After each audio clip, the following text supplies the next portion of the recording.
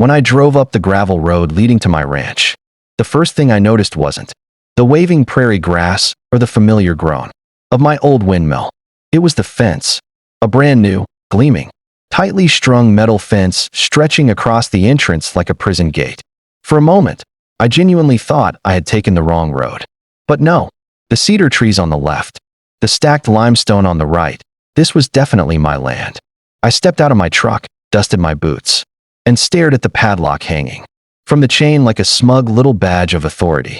A freshly laminated sign read, HOA property, no trespassing. The letters were bold, arrogant, and completely wrong. You see, most folks don't know this about me. They know I'm a quiet ranch owner, a man who minds his business, fixes his own fences, and watches the stars at night. What they don't know is that I'm also the land commissioner for the entire county, the man who oversees land rights, property boundaries, and zoning laws. In other words, I'm the wrong person to fence in. But while I was away on a much-needed vacation, 2 weeks in Montana with no phone signal, fishing rod in hand, the HOA apparently decided that my ranch somehow fell under their newly expanded jurisdiction. They didn't call. They didn't check maps. They didn't ask permission. They simply hired a contractor and built a fence across my driveway like they owned the place. I tested the fence with my hand. Solid steel. Expensive. Someone had spent real money on this. And not the kind of money HOAs usually approve without a fight. Something strange was going on. My radio crackled when I called dispatch. Shelly, I'm locked out of my own ranch by a fence labeled HOA property. There was a pause. Then a confused, "You're joking, right?" I wish I was. I walked the property line, finding more signs. Every 100 feet, HOA boundary, authorized residents only.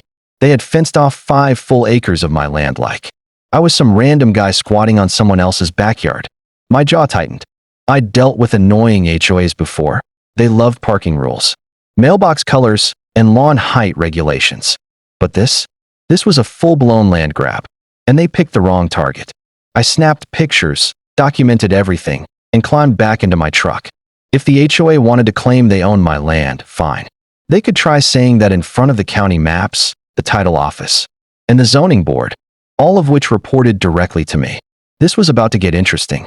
The HOA office looked like every HOA office I'd ever seen. Clean, bland, overly air-conditioned, and decorated with inspirational quotes about community harmony.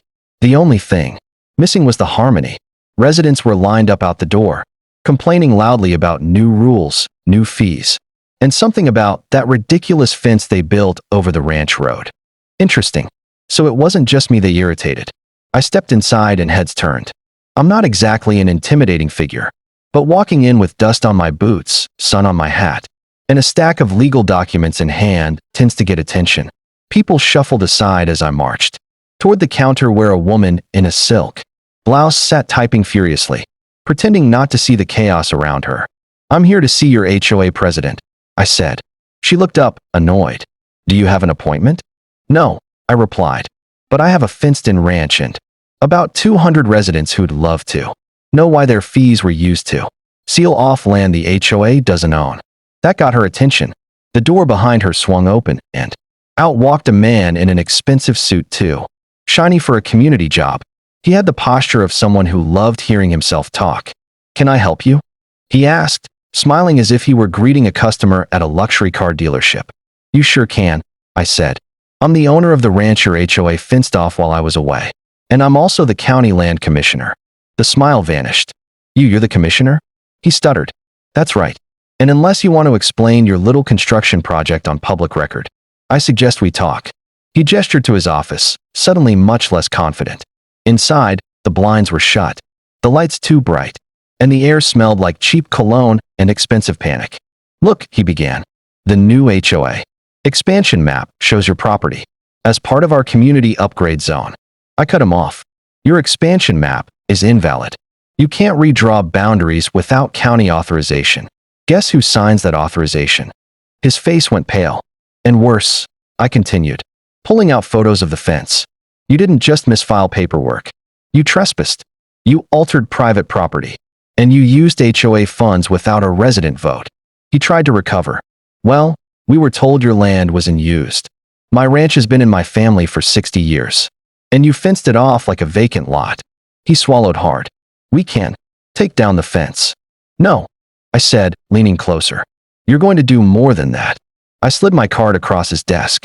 This is now a county investigation. His hands trembled as he picked it up. By sunrise the next morning, the county truck was rumbling up my ranch road. Not mine. This time it was the official survey team. Clipboards, tripods, satellite equipment, rolled maps under their arms. If the HOA thought I was bluffing, they were about to receive a very expensive reality check. Commissioner, the lead surveyor, Grant, greeted me. Heard we've got a case of creative boundary drawing. That's putting it lightly, I replied. They fenced off land that's been registered, under the same title since my grandfather bought it. No disputes, no easements, no claims. Grant whistled. HOA's been making noise lately. Residents filed 8 different complaints in the last month. Fees increased, violations issued without cause, and something about them buying new trucks with member dues. This was getting deeper than a fence. We walked the line. The survey team marked GPS points, set reflective stakes, and compared coordinates. Every reading came back with the same result. The HOA fence cut directly across my property, not theirs. Not even close. Commissioner, Grant called out from behind the equipment. Their claim is off by at least 400 yards. 400 yards. Not a mistake. Not even incompetence. That was intentional. While the team worked, a white SUV crawled up the road. I recognized the shiny grille before it stopped. The HOA president stepped out, escorted by 2 board members who looked like they'd rather be anywhere else. Commissioner, he called, trying to sound composed. Perhaps we can resolve this quietly. No need for county involvement. You started county involvement the moment you built a fence on land you don't own, I said, not bothering to walk closer. He forced a smile. There must be some misunderstanding. The development expansion plan we received clearly. Who gave you that plan? I cut in. Because it didn't come from my office. His eyes flickered. The board members shifted uncomfortably. That information was provided by a consultant, he muttered. Grant looked up from his equipment. A consultant who apparently can't read a basic topographic map. The HOA president shot him a glare, then turned back to me. Look, we can fix this. We'll remove the fence today. Not enough, I replied. There will be penalties for unauthorized construction, misuse of association funds, fraudulent boundary claims, and trespassing. And until this investigation is complete, your HOA expansion plans are frozen. His face twisted. You can't freeze our plans. As land commissioner, I said calmly, I just did. One board member whispered. I told you this would blow up. The president straightened his jacket, trying to salvage a shred of authority. Fine, but I expect fairness. You'll get fairness, I said. And facts. 2 things your HOA seems to avoid. He left in a hurry. Grant approached. Think he's nervous enough?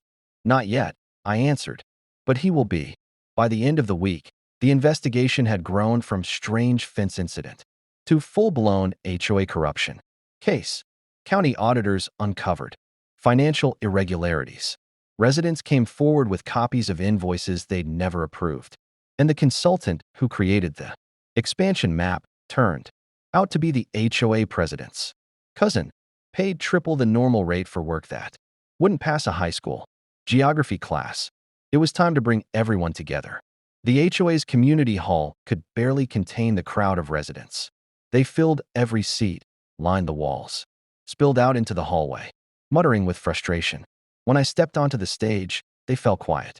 They knew why we were here. I held up a thick file of evidence. This, I said, is the complete report on the unauthorized fencing, the fraudulent boundary expansion, and the misuse of your HOA funds. The HOA president shifted nervously at the side of the stage. His board members sat stiffly beside him, as pale as the fluorescent lights above. I want to make something very clear, I continued. Your community did not authorize this fence. You did not authorize the boundary expansion, and you did not authorize the spending that went with it. A murmur of anger rippled through the room. I pointed to a projected map on the screen. Here are the legally recorded property lines, unchanged for over 60 years. Here is where your HOA claimed the boundary suddenly moved. And here, I said, clicking to the next slide, is where they built a fence on land that was never theirs. The president rubbed his forehead, sweat gathering along his hairline. A resident stood up. So we paid for all this? For a fence on someone else's ranch? Yes, I said. And that's why refunds are being issued. All unauthorized expenditures will be returned directly to the community. Applause erupted, angry applause, but still applause. As for the individuals responsible, I added, glancing at the president, they will face fines, legal consequences, and removal from office pending a resident vote. The crowd cheered louder. The HOA president sprang to his feet. You can't do this. I was trying to improve the community. By stealing land? A resident barked. By lying to us? Another shouted.